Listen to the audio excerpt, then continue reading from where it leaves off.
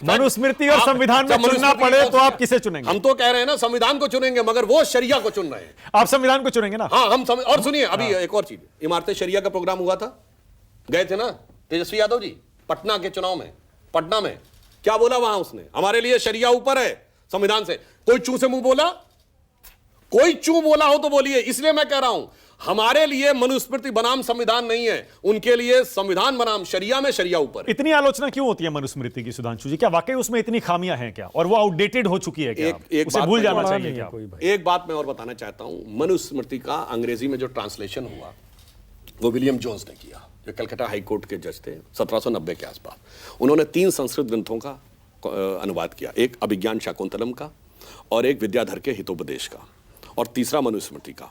और विद्याधर का हितोपदेश तो फेबल्स ऑफ द बीडा पाई के रूप में। तो मैं पूछना चाहता हूं, अभिज्ञान शाकुंतलम ओरिजिनल अवेलेबल है, 1000 साल पुराना भी, और विद्याधर का हितोपदेश भी अवेलेबल है।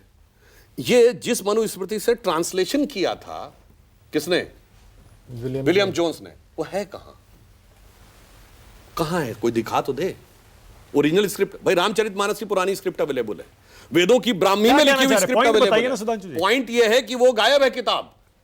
ब्रिटिश टाइम से पहले की आप कोई दिखा दे तो समझ में आए। इसलिए मन में बहुत संदेह उत्पन्न होता है कि ये किस प्रकार से इन सारी चीजों, इसलिए मैं कह रहा हूं मनुस्मृति का ट्रांसलेशन जो किया था विलियम जोन्स ने, वो दिखा दे कहां से किया था। मतलब मनुस्मृति को बदनाम किया गया। वो किताब ओरिजिनली कहां है?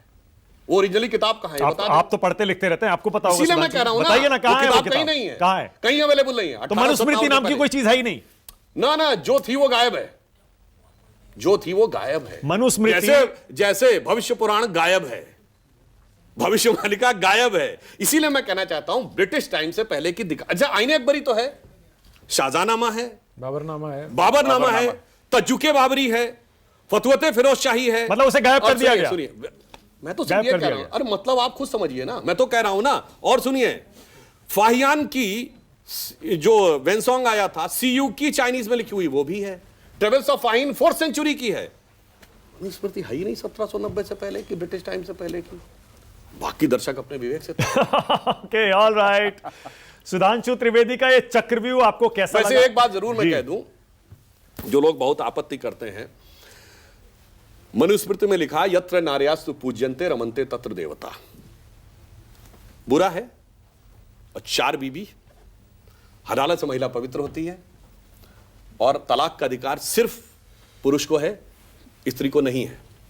मेहरम शायद बहुत से लोगों को ना पता हो कि यदि तीर्थ यात्रा पे जाना है तो 2 महिलाएं नहीं जा सकती, एक पुरुष के ही संरक्षण में जाएंगी, यानी मां बेटी 2 बहनें जाना चाहे नहीं जा सकती, उसको मेहरम कहते हैं। वो अच्छा है।